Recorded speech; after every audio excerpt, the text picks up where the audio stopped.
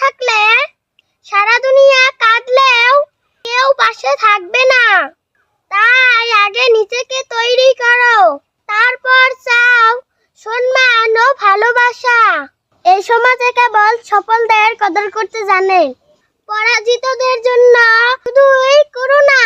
তুমি যদি নিজেকে মূল্য দিতে শিখো, তবেই দুনিয়ায় একদিন তোমার মূল্য দিবে। তাই এই বার্তাটা যদি মনে ধরে তাহলে শেয়ার করো এবং কমেন্ট করে জানাও। আমি নিজেও একদিন তৈরি হব।